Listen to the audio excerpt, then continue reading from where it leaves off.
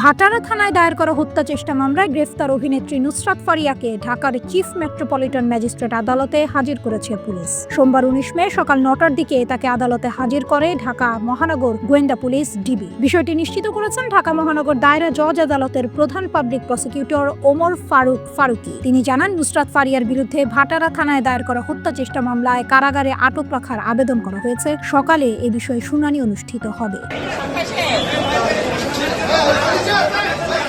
এর আগে রোববার বিকেলে হযরত শাহজালাল আন্তর্জাতিক বিমানবন্দর থেকে তাকে গ্রেফতার করে ইমিগ্রেশন পুলিশ। থাইল্যান্ড যাওয়ার উদ্দেশ্যে ইমিগ্রেশন চেকপোস্টে গেলে তার বিরুদ্ধে গ্রেফতারি পরোয়ানা থাকায় তাকে আটক করা হয়। ভাটারা থানার একটি সূত্র জানায়, গণ অভ্যুত্থানের সময় দায়ের করা মামলায় নুসরাত ফারিয়াকে হত্যা চেষ্টার অভিযোগে আসামি করা হয়। গ্রেফতারের পর তাকে থানায় আনা হলেও পরে সেখান থেকে ঢাকা মহানগর গোয়েন্দা পুলিশের কার্যালয়ে পাঠানো হয়। উল্লেখ্য, নুসরাত ফারিয়া 2015 সালে চলচ্চিত্র অভিনয় শুরু করেন। এরপর থেকে তিনি বাংলাদেশ ও ভারতের যৌথ প্রযোজনার বেশ কিছু সিনেমায় অভিনয় করেছেন। পাশাপাশি মডেল ও উপস্থাপক হিসেবেও তিনি জনপ্রিয়তা অর্জন করেন।